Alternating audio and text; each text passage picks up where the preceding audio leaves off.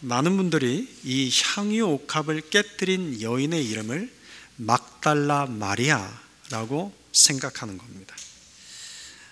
여러분 중에도 혹시 이 향유 옥합을 깨뜨린 여인의 이름이 막달라 마리아라고 생각하고 계신 분이 계실 겁니다. 저 역시도 어렸을 때는 막달라 마리아라고 생각했습니다. 그 이유는 어렸을 때 설교를 들었는데 향유 옥합을 깨뜨린 여인이 막달라 마리아다라고 하는 그런 설교를 제가 들었기 때문입니다. 그런데 이건 성경적으로 잘못된 것입니다.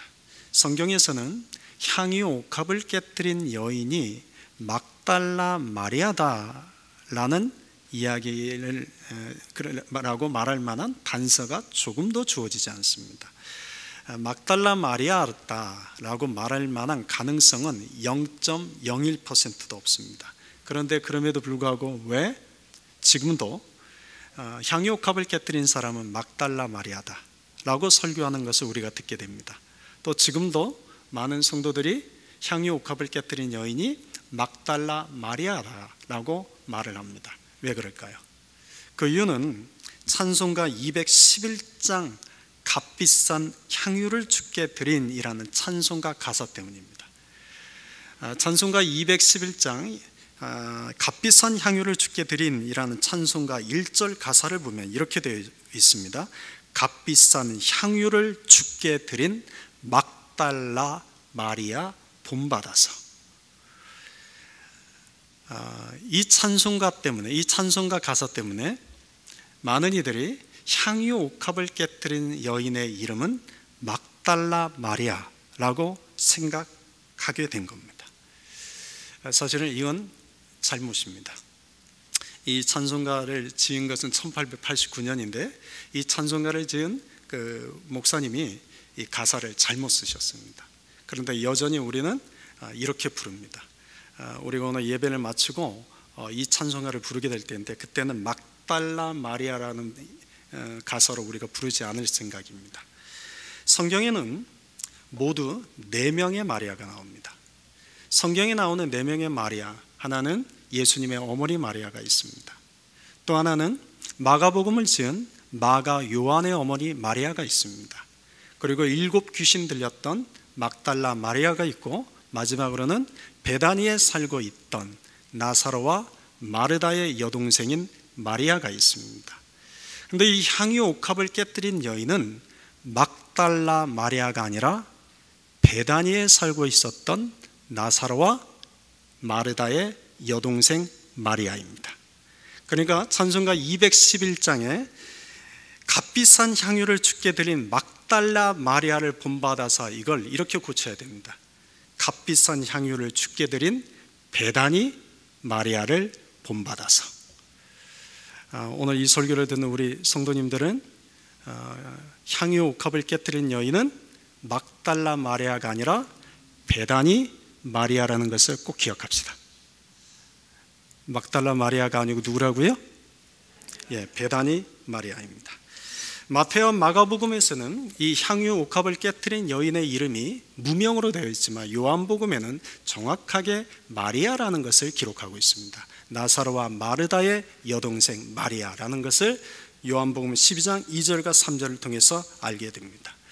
또 오늘 본문 7절을 보면 여자가 깨뜨린 옥합은 매우 귀한 향유라고 기록하고 있습니다. 그런데 마가와 요한복음에서는 이 향유 옥합의 이름을 기록하고 있습니다.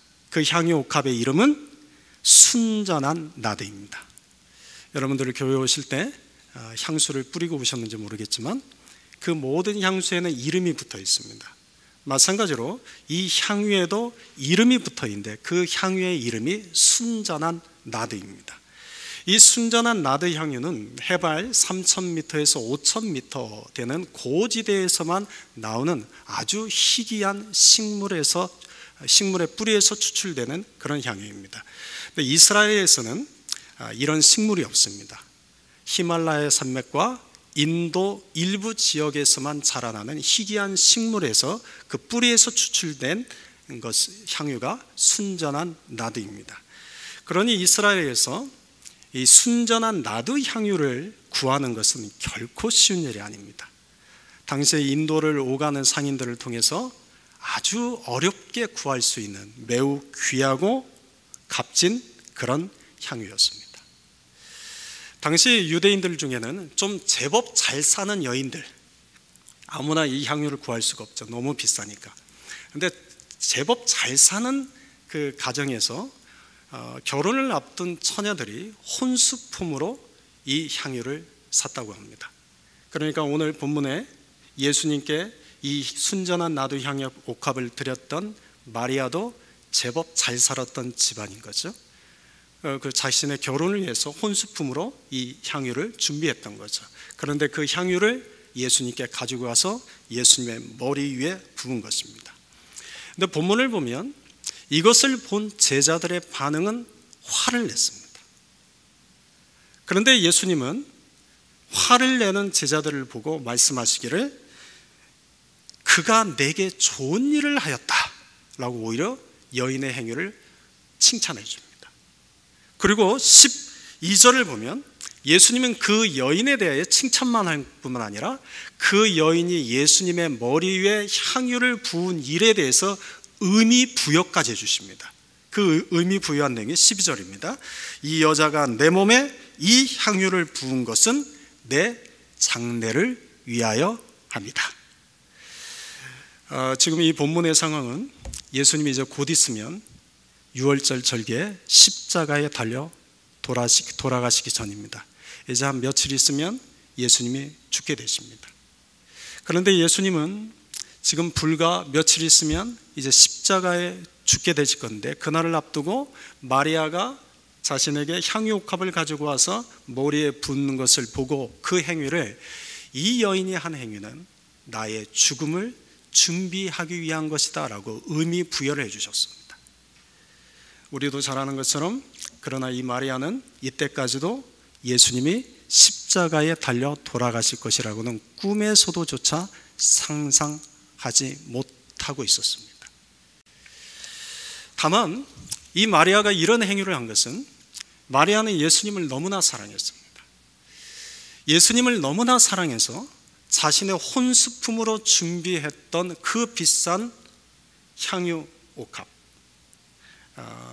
마가복음과 요한복음에는 이걸 약 300데나리온이라고 그 가격이 명시되어 있는데, 300데나리온이라는 돈은 굉장히 큰 돈입니다. 1데나리온은 노동자가 하루 일해서 얻을 수 있는 수익입니다. 그러니까 300데나리온이면 노동자가 한 달 내내 일을 하고 쓰지 않고 모을 수 있는 굉장히 큰 돈이죠. 근데 이 비싼 향유 옥합을 예수님께 드릴 수 있었던 것은 마리아가 그만큼 예수님을 사랑했었기 때문입니다. 그런데 오늘 이 이야기를 저는 여러분과 예배의 관점에서 함께 나누고 싶습니다. 오늘 하나님이 찾으시는 예배자 시리즈 마지막 설교입니다. 이 마지막 설교에 저는 이 마지막으로 이 여인에 대해서 여러분과 함께 나누기를 원합니다. 오늘 본문을 둘러싸고 있는 두 가지 이야기가 있습니다. 먼저 26장 3절과 4절을 보면 이렇게 기록되어 있습니다. 그때 대제사장들과 백성의 장로들이 가야바라 하는 대제사장의 관정에 모여 예수를 흉계로 잡아 죽이려고 의논하되, 여러분 지금 예루살렘은 유월절 절기를 앞두고 굉장히 분주한 상황입니다. 그런데 그 바쁜 시간에 유대의 종교 지도자인 대제사장들과 백성의 장로들은 지금 예수님을 죽이기 위해서 흉계를 꾸미고 있었다라는 그런 기록입니다. 여러분, 대제사장들은 유월절 예배를 집례하는 자입니다. 그리고 백성의 장로들은 유월절 절기를 누구보다도 경건하게 준비하고 누구보다도 경건하게 보내야 될 사람들입니다. 그런데 유월절 큰 절기를 앞두고 대제사장들과 백성의 장로들의 그 마음속에는 예수님을 죽이려는 마음, 예수님을 죽이기 위해서 거짓과 조작, 술수와 흉계를 꾸미는 생각으로 가득한 상황입니다. 그 다음에 이어지는 것이 바로 이제 오늘 우리가 봤던 마리아가 예수님께 옥합을 깨뜨린 이야기요. 그 다음에 이어진 이야기가 14절부터 16절까지입니다. 14절부터 16절을 보면 그때 12 중에 하나인 가룟 유다라 하는 자가 대제사장들에게 가서 말하되 내가 예수를 너희에게 넘겨주리니 얼마나 주려느냐 하니 그들이 은 30을 달아주거늘 그가 그때부터 예수를 넘겨줄 기회를 찾더라. 여러분, 가룟 유다는 예수님을 3년간 따라다녔습니다. 그런데 이 가룟 유다는 지금 예수님을 배반하고 대제사장에게 은 30냥을 받고 예수님을 팔아 넘길 기회를 호시탐탐 엿보고 있습니다. 여러분, 오늘 마리아가 예수님께 옥합을 깨뜨렸던 이 본문을 둘러싸고 있는 주변의 환경을 가만히 보십시오. 종교 지도자들은 지금 예수님을 죽이려고 흉계와 거짓과 술수와 조작의 생각으로 꽉 차 있습니다. 그런데 예수님을 따라다녔던 제자 가룟 유다, 그는 예수님의 제자 중에서 돈꾀를 맡을 만큼 가장 신뢰받는 그런 제자였습니다. 그런데 그 유다는 예수님을 배반하려고, 예수님을 은 30냥에 팔아 넘기려고 기회를 보고 있습니다. 그 사이에 예수님을 사랑해서 향유 옥합을 가지고 예수님께 나아가 예수님의 머리에 부은 마리아 이야기가 나옵니다. 여러분, 이 이야기는 우리 삶의 주변에는 죽음이 가득합니다. 우리 삶의 주변에는 술수와 거짓이 가득합니다. 우리 삶의 주변에는 배신과 배반이 가득합니다. 우리 주변에는 나의 이익을 위해서 다른 사람을 팔아 넘기려는 자들이 가득합니다. 그런데 이런 세상 속에서 마리아는 자신의 가장 소중한 것을 들고 생명 대신 예수님께 나아갔습니다. 여러분, 이것이 예배입니다. 예배는 죽음과 거짓과 술수와 배신과 배반이 가득한 세상 속에서, 그런 세상 속에서도 우리가 생명 되신 예수님을 향하여 나에게 가장 소중한 것을 들고 예수님께 나아가는 것입니다. 여러분, 상상해 보십시오. 생각해 보십시오. 지금은 유대 종교 지도자들과 백성의 지도자들은 유월절을 앞두고 예수님을 죽일 생각을 하고 있습니다.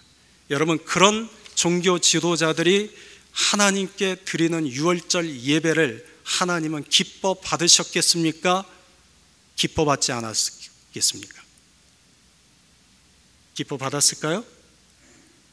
말라기서 1장 10절에 기록된 말씀처럼 하나님께서 이들을 향하여 너희가 내 제단 위에 헛되이 불사르지 못하게 하기 위하여 너희 중에 성전 문을 닫을 자가 있었으면 좋겠도다. 내가 너희를 기뻐하지 아니하면 너희가 손으로 드리는 것을 받지도 아니하리라. 아마 이렇게 말씀하실 겁니다. 실제로 AD 70년 예루살렘 성전은 로마 장군 디도에 의해서 처절하게 무너져 내립니다. 하나님께서 디도 장군을 통해서 예루살렘 성전 문을 닫게 만든 것입니다. 그리고 2000년이 지난 오늘까지도 예루살렘에는 건물로서의 성전이 두 번 다시 세워지지 않고 있습니다. 여러분, 우리가 하나님을 예배하는 자가 어떤 마음을 가져야 되는지를 우리가 한번 생각해 봅시다. 여러분, 오늘 여러분이 이 자리에 오기까지 여러분은 어떤 마음이십니까? 여러분, 이 자리에 올 때까지 어떤 마음을 가지고 오셨습니까? 여러분, 이 자리에 올 때 누구나 올 수 있습니다. 누구나 예배하는 자리에 갈 수 있고 누구나 예수님 근처를 맴돌 수 있습니다. 그러나 예수님께 나아가 참으로 예배하는 자는 예수님을 사랑하는 마음 때문에 주변의 환경, 주변의 상황 상관하지 않고 생명 되신 예수님께 묵묵히 믿음으로 나아가는 자입니다. 저는 우리 성도님들이 그런 사람들이 될 수 있기를 소망합니다. 오늘 본문의 상황을 다시 한번 들여다보십시오. 종교 지도자들은 예수님을 죽이려는 술수와 흉계로 가득 차 있습니다. 어떻게 하면 예수를 죽일까? 또 예수님 그렇게 믿었던 가룟 유다는 어떻게 하면 예수님을 팔아넘길까? 배신과 배반의 마음으로 기회만 호시탐탐 노리고 있습니다. 그렇다면 예수님 곁에 있던 제자들은 어떤 마음이었을까요? 예수님 곁에 있던 다른 11 제자들은 어떤 마음이었을까요? 오늘 본문에 보면 마리아가 향유 옥합을 예수님께 가지고 가서 예수님 머리에 부어드리자 예수님의 11 제자들이 갑자기 화를 냅니다. 여러분, 제자들이 왜 화를 냈을까요? 왜 화를 냈는지 8절 9절에 그 이유를 이렇게 기록하고 있습니다. 제자들이 보고 붕괴하여 이르되 무슨 의도로 이것을 허비하느냐? 이것을 비싼 값에 팔아 가난한 자들에게 줄 수 있었겠도다 하거늘. 여러분, 제자들이 지금 화난 것은 여인의 행동 때문에 예수님이 지금 시몬의 집에서 식사를 하고 계셨는데 식사를 못하게 되신 것 때문에 화난 게 아닙니다. 또 예수님이 식사를 하고 있는데 여러분, 아무리 좋은 향유 옥합이라 할지라도 여러분들이 식사 시간에 식사를 하고 있는데 누군가 세상에서 가장 값비싼 향수를 가져가서 여러분의 머리 위에 한 병을 다 붓는다고 생각해 보십시오. 그거 보고 와, 이렇게 기뻐할 사람은 별로 없죠. 그 모습을 보고 제자들이 아니 어떻게 예수님께 이렇게 무례할 수가 있는가? 그것 때문에 화난 것이 아닙니다. 제자들이 화가 난 것은 예수님 때문이 아니라 비싼 향유 때문이었습니다. 그 향유가 300데나리온이라는 그 사실에 화가 난 겁니다. 만약 이 마리아가 300데나리온이나 되는 비싼 향유가 아니라 아주 싼 향유를 갖고 와서 예수님 머리에 뿌렸다면 제자들이 이렇게 화를 냈을까요? 화를 안 냈을까요? 화를 안 냈을 것 같습니다. 오래전 서울에 있는 어느 교회에서 제가 부교육자로 심호할 때였어요. 그 교회에 아주 잘 사는 교인 한 분이 있었어요. 정말 부자였어요. 그런데 그분이 교회를 나갔어요. 그러니까 교회 지도자들이 화가 났어요. 목사님한테 달려가서는 목사님, 이 부자 교인을 놓치면 어떻게 합니까? 화를 내더라고요. 그런데 그분들이 속으로 다 지도자들이죠. 교회 안에서는 목자이기도 하고 그룹장이기도 하는데 자기 그룹이나 자기 목원 중에 교회를 나가는 것에 대해서 그렇게 분내는 걸 제가 본 적이 없어요. 왜 화났을까요? 무엇 때문에 화났을까요? 정말 그 영혼 때문에 화가 난 걸까요? 돈 때문이죠. 제자들이 지금 화가 났습니다. 뭐 때문에 화가 났을까요? 예수님 때문에 화났을까요? 그 향유가 300데나리온 이상 되는 가치가 있는 비싼 향유이기 때문에 화난 겁니다. 그런데 마리아는 그 비싼 향유를 아무 생각 없이, 아니 정확히 말하면 아무 생각이 아니라 계산하지 않고 예수님께 나아가 그 향유를 머리에 부었습니다. 여러분, 예수님의 제자들과 마리아 중에 누가 예수님을 더 사랑했을까요? 누가 더 사랑한 걸까요? 예수님의 제자들은 예수님과 3년을 같이 다녔습니다. 마리아는 기껏해야 예수님을 몇 번 인생에서 본 게 전부입니다. 그런데 누가 더 예수님을 사랑했습니까? 마리아입니다. 여러분, 예수님을 사랑한다는 것은 내가 교회를 얼마만큼 오래 다녔느냐하고는 상관이 없습니다. 내가 교회를 평생을 다녔다 할지라도 이제 겨우 예수 믿고 교회를 다니기 시작한 초신자보다 예수님을 더 사랑하지 않을 수도 있습니다. 예수님을 사랑한다는 것은 성경 지식과도 상관이 없습니다. 내가 성경 지식을 많이 쌓아서 성경을 다 외우고 성경에 대해서 모르는 것이 없을 만큼 성경 박사라 할지라도 예수님을 성경 지식이 없는 자보다 더 사랑하지 않을 수도 있습니다. 사랑하는 성도 여러분, 여러분은 예수님을 사랑하십니까? 여러분은 예수님을 사랑하십니까? 여러분은 예수님을 사랑한다는 것을 어떻게 증명하실 수 있습니까? 여기서 제가 사꾼 목자처럼 설교를 하게 되면 여러분의 그 사랑을 돈으로 증명하십시오. 이렇게 되는 거죠.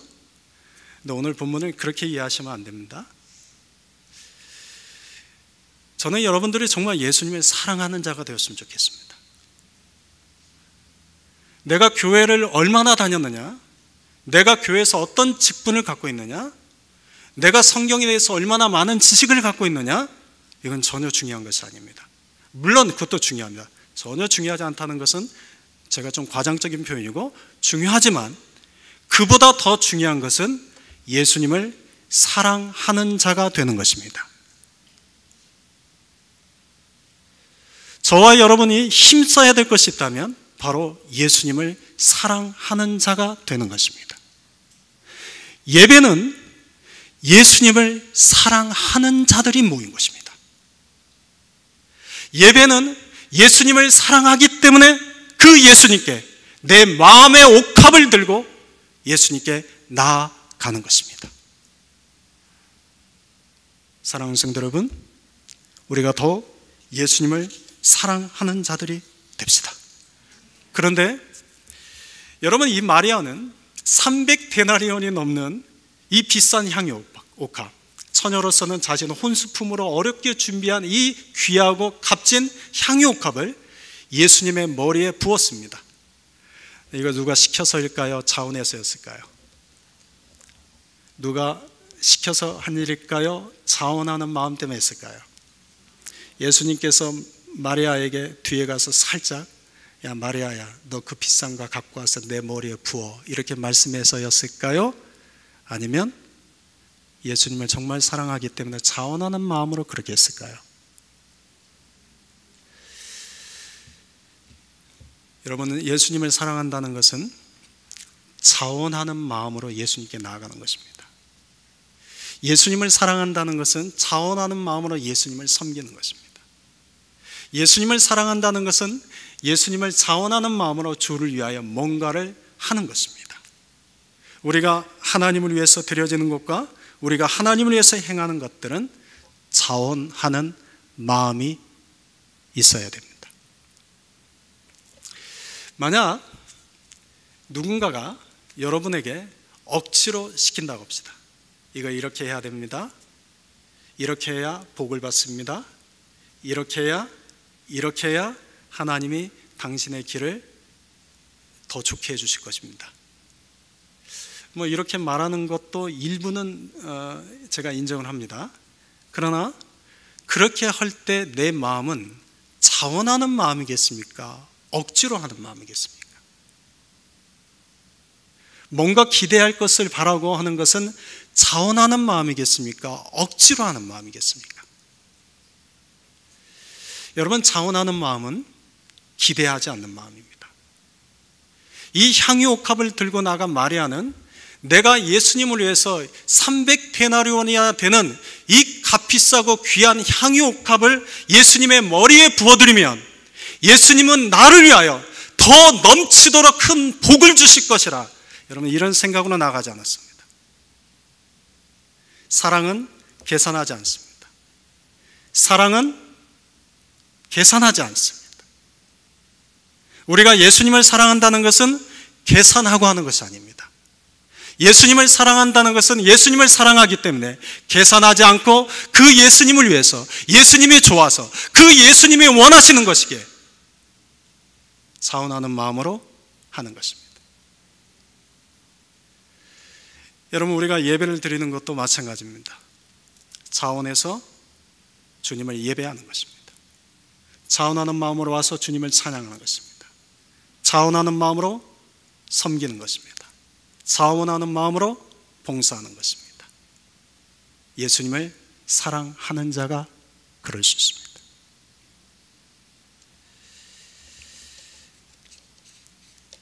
새벽에도 제가 말씀드린 적이 있는 것처럼 다윗은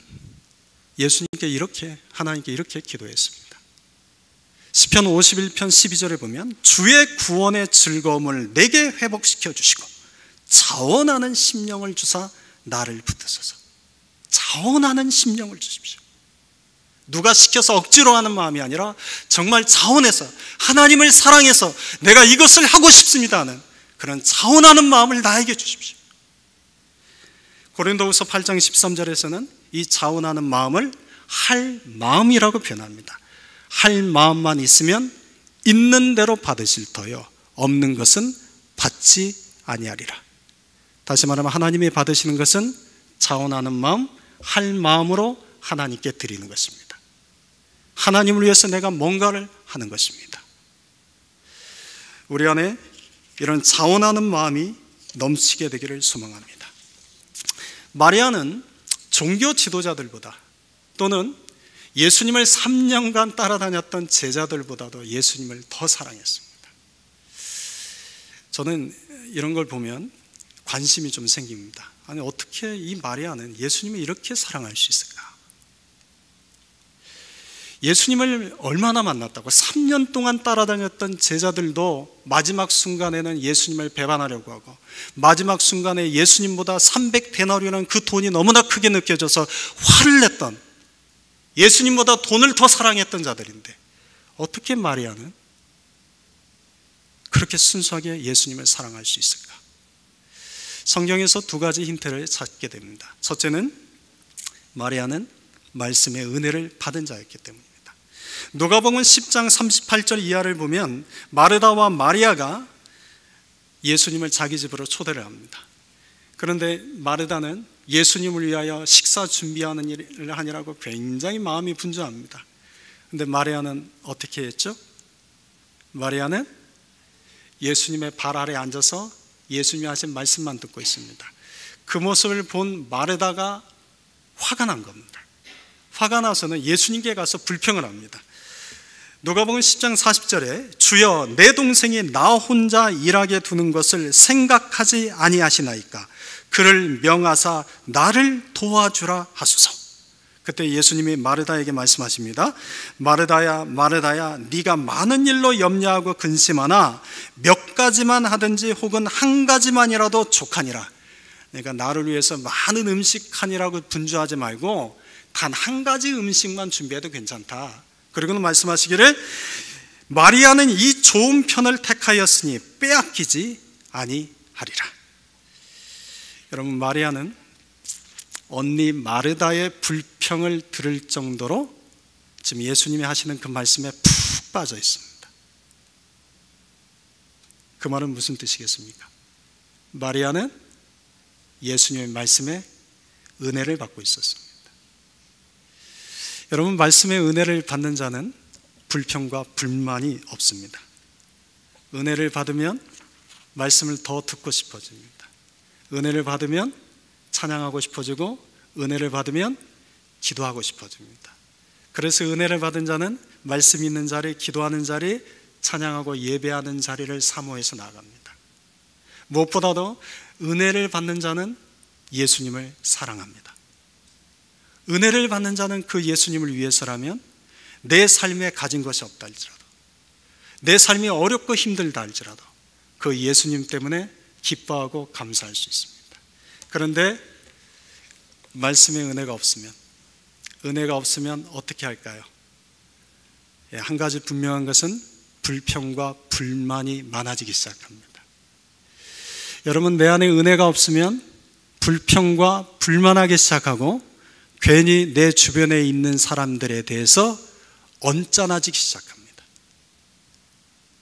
내 마음에 은혜가 없으면 나와 내 곁에 있는 사람에 대해서 점점 단점만 보기 시작합니다. 그래서 짜증내고 불평하고 비난합니다. 은혜가 없이 신앙생활하는 것은 사실은 비극입니다. 은혜 없는 신앙생활은 굉장히 건조합니다. 은혜가 없는 신앙생활은 그저 교회를 가고 예배를 드리고 찬양하는 자리에 있지만 그냥 형식적인 종교 행사에 지나지 않습니다. 여러분, 저는 여러분들이 정말 은혜 받는 자들이 되기를 소망합니다. 은혜 받는 자들이 되십시오. 누가 은혜를 받을까요? 누가 은혜를 받을까요? 시편 107편 9절의 말씀입니다. 그가 사모하는 영혼에게 만족을 주시며 줄인 영혼에게 좋은 것으로 채워주심이로다. 여러분, 은혜를 사모하는 자, 은혜를 갈망하는 자에게 주님은 넘치도록 은혜를 부어주십니다. 자, 여러분 중에 나는 요즘 은혜가 없어 라고 생각하는 분이 혹시 계십니까? 그러면 스스로 이렇게 물어보십시오. 나는 은혜를 사모하는 자인가? 나는 은혜를 갈망하는 자인가? 은혜를 사모하고 은혜를 갈망하는 자에게는 주님이 넘치도록 은혜를 주십니다. 저는 여러분들이 은혜를 사모하는 자가 되고 은혜를 갈망하는 자들이 되기를 소망합니다. 두 번째, 마리아는 부활의 생명을 경험했습니다. 이것은 요한복음 11장에 기록된 이야기입니다. 나사로가 아파서 몸 좀 눕게 되자 마르다와 마리아가 사람을 예수님께 보냈죠. 그런데 예수님이 나사로의 이야기를 전해 듣고도 바로 달려오지 않고 지체하십니다. 나사로가 죽어서 다 장사가 이미 끝나고 나흘이 되어서 이미 몸은 썩어서 냄새가 나기 시작하는 그때 예수님이 뒤늦게 찾아오십니다. 근데 예수님이 베다니를 향해 오고 있다는 소식을 누군가가 마르다와 마리아에게 들려줍니다. 그러자 가장 먼저 달려간 것이 마르다입니다. 마르다가 달려가서는 예수님께 이렇게 말을 합니다. 요한복음 11장 21절에 보면 주께서 여기 계셨더라면 내 오라버니가 죽지 아니하였겠나이다. 그 뒤를 이어서 마리아도 이제 예수님께 달려갑니다. 그리고는 마리아도 예수님께 똑같이 말을 합니다. 요한복음 11장 32절에 보면 주께서 여기 계셨더라면 내 오라버니가 죽지 아니하였겠나이다. 다시 한번 마르다와 마리아 똑같이 예수님이 왜 이제 오셨습니까? 좀 더 빨리 왔으면 내 오라버니가 죽지 않았을 텐데 왜 이제 오셨습니까? 이런 말을 한 거죠. 그런데 이 본문을 가만히 보면 마리아가 마르다와 다른 두 가지가 보입니다. 하나는 마리아는 마르다와는 달리 예수님 앞에 달려가서 예수님 발 앞에 엎드립니다. 두 번째는 마리아는 마르다와는 달리 그 말을 하면서 예수님 발 앞에 엎드려 웁니다. 통곡하며 웁니다. 그 모습을 본 예수님이 요한복음 11장 33절과 35절에 이렇게 기록되어 있습니다. 예수께서 그가 우는 것과 또 함께 온 유대인들이 우는 것을 보시고 심령의 비통이 여기시고 불쌍히 여기사 35절 예수께서 눈물을 흘리시더라. 여러분, 예수님이 마르다와 마리아가 예수님께 가서 주께서 여기 계셨더라면 내 오라버니가 죽지 아니하였겠나이다 라고 그 말한 것 때문에 지금 예수님이 심령이 비통이 여기사 불쌍히 여기시고 눈물을 흘리신 것이 아닙니다. 마리아가 예수님의 발 앞에 엎드려 통곡하여 우는 것을 보시고 예수님이 마음에 심히 비통이 여기사 불쌍히 여기시고 예수님과 함께 눈물을 흘리신 겁니다. 여러분, 예수님은 화려한 문장력을 갖춘 기도를 원하지 않습니다. 예수님은 여러분들이 예수님에게 화려하고 아름다운 미사어구가 동원된 사람들의 귀에 듣기에 논리정연한 그런 문장력이 있는 기도를 원하지 않습니다. 예수님이 받으시는 기도는 그 기도에 담겨져 있는 간절한 마음과 상한 심령입니다. 여러분, 이 마리아는 예수님의 눈에서 눈물을 흘리게 한 여인입니다. 예수님은 이 마리아의 눈물을 보시고 죽은 자를 살리셨습니다. 마리아는 이때 부활 생명을 경험하게 된 겁니다. 사랑하는 성도 여러분, 내 주변에 죽어가는 자들이 있습니다. 내 주변에 죽어가는 자가 내 가족 중에 있을 수 있습니다. 아니, 내 가족 중에 영적으로 죽어 있는 자가 있을 수 있습니다.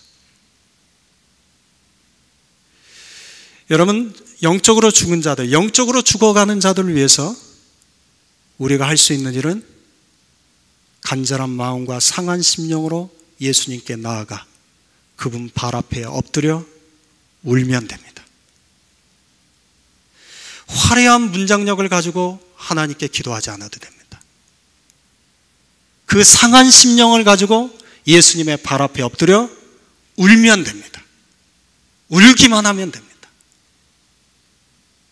예수님이 받으시는 것은 그의 간절한 마음과 상한 심령이기 때문입니다. 요즘 우리가 살고 있는 이 시대는 자녀들을 위해서 부모가 더 많이 울어야 됩니다. 여러분, 우리 자녀 세대들이 살아가는 이 시대는 너무나 열악합니다. 우리가 살던 시대와는 전혀 다릅니다. 여러분, 우리 자녀 세대들이 이 시대 속에서 신앙을 가지고 신앙을 유지하는 것이 너무나 어렵습니다. 여러분, 이 시대 속에서 우리의 자녀들은 조금만 고개를 돌리면 신앙과는 상관없는, 하나님과는 상관없는 유혹과 시험이 너무 많습니다. 우리 아이들은 되게 착합니다. 여러분, 이걸 비교해서는 좀 그렇지만 한국에서 온 아이들은 굉장히 머리가 잘 돕니다. 그런데 미국에서 자라는 아이들은 굉장히 답답할 만큼 착합니다. 융통성이 별로 없습니다. 그런데 우리의 자녀 세대는 머리가 나빠서 또는 머리를 너무 잘못 굴려서 악이나 죄에 빠지는 것이 아닙니다. 이 시대의 문화가 그렇습니다. 여러분, 이 자녀 세대를 위해서 우리가 해야 될 일은 예수님 앞에 엎드려 함께 울어주는 것입니다. 저는 우리 교회가 자녀 세대를 위해서 함께 울어주는 교회가 되기를 소망합니다. 마리아는 죽은 오라버니를 위해서 예수님의 발 앞에 엎드려 울었습니다. 예수님께서 그 마음을 보시고 심히 비통히 여기시고 불쌍히 여기사 눈물을 흘리시면서 나사로를 살아나게 하셨습니다. 마찬가지로 주님은 우리의 삶 속에 부활 생명을 경험케 하실 것입니다. 마리아는 말씀의 은혜를 받았습니다. 그리고 마리아는 부활 생명을 경험했습니다. 이 때문에 마리아는 누구보다도 예수님을 사랑하는 자가 되었습니다. 저는 우리의 삶이 은혜가 넘치고 우리의 삶이 부활의 생명을 경험하는 삶이 되고, 그래서 우리의 삶이 마리아처럼 예수님을 더욱 사랑하는 자들이 될 수 있기를 소망합니다. 오늘 이야기를 마무리하겠습니다. 여러분, 오늘 메시지의 핵심은 여러분도 마리아처럼 값비싼 향유 옥합을 하나씩 들고 와서 깨뜨려 예수님께 드리십시오, 그런 내용이 아닙니다. 오늘 설교의 핵심은 여러분이 마리아처럼 예수님을 사랑하는 자가 되십시오 입니다. 우리가 예수님을 사랑하는 만큼, 여러분, 우리의 신앙의 삶은 달라집니다. 우리가 예수님을 사랑하지 않으면 우리의 신앙의 삶은 언제나 그 자리에 맴돌 것입니다. 저는 오늘로 하나님이 찾으시는 예배자 시리즈를 오늘로 마치려고 합니다. 성경에 하나님이 찾으신 예배자가 될 만한, 모범이 될 만한 많은 분들이 있습니다. 그런데 오늘로 해서 저는 마칠 것입니다. 다음에 제가 다시 하나님이 찾으시는 예배자 15번째 주인공을 찾아서 설교를 하게 된 날에는 저는 그때 그 주인공이 우리 함께 걷는 교인들이 되었으면 좋겠습니다.